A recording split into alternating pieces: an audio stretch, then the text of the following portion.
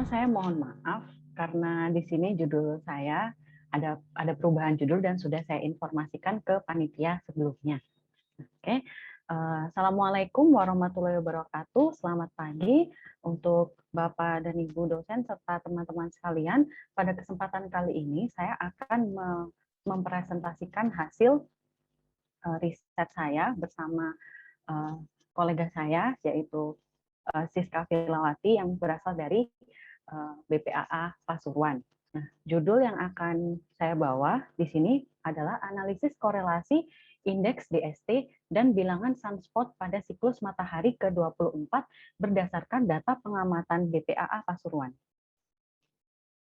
Untuk outline pembahasan saya hari ini, saya akan menyampaikan pertama latar belakang, kemudian tujuan, data dan metode, hasil dan analisis, dan yang terakhir kesimpulan. Sunspot merupakan daerah dengan konsentrasi medan magnet yang kuat di fotosfer matahari yang tampak gelap dalam citra visual karena temperaturnya yang rendah. Nah, penelitian terhadap sunspot dalam periode waktu yang cukup lama dapat digunakan untuk mengamati variasi dinamika aktivitas matahari. Sunspot merupakan parameter untuk menggambarkan siklus matahari, dan mempelajari siklus matahari diperlukan untuk melakukan prediksi terhadap aktivitas matahari yang dapat mengganggu bumi. Yang mana kedua parameternya itu adalah adanya flare dan coronal mass ejection atau CME. Nah, kedua gangguan ini merupakan parameter dari cuaca antariksa. Salah satu parameter gangguan matahari di bumi dapat dilihat melalui indeks DST. Nah, indeks DST adalah indeks aktivitas magnetik atau gangguan geomagnetik yang diukur dari daerah lintang rendah atau di dekat ekuator. Tujuan dari riset kali ini adalah untuk mengetahui keterkaitan antara bilangan sunspot rata bulanan dengan kejadian badai geomagnet yang ditentukan berdasarkan indeks DST. Data dan metode. Untuk data sunspot yang digunakan dalam penelitian ini diperoleh dari hasil pengamatan sunspot yang dilaksanakan BPAA Pasuruan selama siklus matahari ke-24, yaitu dari tahun 2009 hingga 2019. Kemudian data indeks DST rata-rata harian diperoleh dari OmniWeb NASA. Nah, indeks DST digunakan untuk mengkarakterisasi ukuran badai geomagnet. Metode. Nah, dari data pengamatan yang tersedia, data sunspot dan data indeks DST ini berupa data rata-rata data harian. Nah, kemudian dilakukan perhitungan bilangan sunspot dan indeks DST rata-rata bulanan. Nah, setelah itu dilakukan analisis korelasi dan regresi terhadap sunspot dan indeks DST. Di bagian ini adalah hasil dari plot R sunspot dan indeks DST selama siklus matahari ke-24.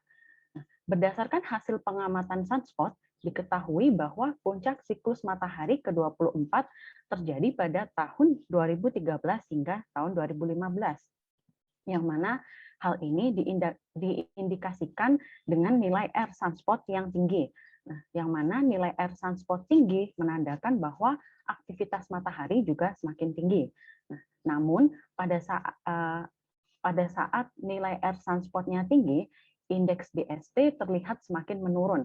Nah, hal ini mengimplikasikan bahwa kekuatan badai geomagnet semakin bertambah seiring dengan menguatnya aktivitas matahari. Karena nilai indeks DST ini semakin kecil nilainya atau semakin minus, maka kekuatan badai geomagnetnya semakin besar. Untuk yang plot selanjutnya, yaitu di sini ditunjukkan jumlah badai geomagnet dengan indeks DST yang ukurannya kurang dari 50 nanotesla. Yang mana badai geomagnet dengan kekuatan seperti ini termasuk ke dalam kelas sedang hingga kuat. Nah, dari grafik di samping dapat dilihat bahwa badai geomagnet yang memiliki kekuatan kurang dari 50 nanotesla ini banyak terjadi pada waktu pertengahan siklus atau ketika aktivitas matahari sedang tinggi, yaitu di tahun 2012 hingga 2015.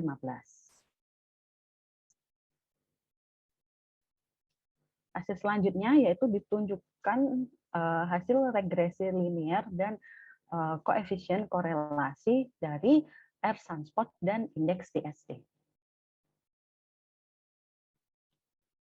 Analisis hasil plot hasil korelasi Earth Sunspot dengan indeks DST menunjukkan hasil bahwa diperoleh persamaan regresi linear Y sama dengan 1 min sekian dan R kuadrat sebesar 0,176, koefisien korelasinya minus 0,4195, p-value-nya 0. Nah, nilai R square yang sama dengan 0,176 berarti bahwa Earth Sunspot memiliki pengaruh sebesar 17,6% terhadap indeks DST. Sehingga dari sini diketahui bahwa Earth Sunspot bukanlah merupakan penyebab utama terjadinya gangguan geomagnet. Nah, Earth Sunspot merupakan parameter aktivitas matahari yang dapat menyebabkan gangguan matahari, misalnya CME atau flare, yang mana kedua aktivitas ini mengganggu aktivitas geomagnet yang diamati oleh indeks DST. Nah, sehingga dapat dikatakan bahwa bintik matahari atau sunspot ini tidak mempengaruhi indeks DST secara langsung. P-value yang bernilai 0 berarti bahwa korelasi antara Earth Sunspot dan indeks DST signifikan secara statistik. Lalu, hasil analisis korelasi ini menunjukkan bahwa koefisien korelasinya bernilai minus 0,4195, yang mana hal ini berarti bahwa bilangan sunspot yang semakin meningkat diikuti oleh gangguan geomagnet yang semakin meningkat juga, yang mana hal ini ditandai dengan nilai indeks DST yang semakin kecil. Nah, indeks DST semakin kecil berarti bahwa gangguan geomagnetik yang terjadi ini justru semakin besar. Untuk kesimpulannya, yaitu pola indeks DST selama siklus matahari ke-24 berbanding terbalik dengan pola Earth Sunspot, yaitu indeks DST menurun di puncak siklus di sekitar tahun 2012 hingga 2015.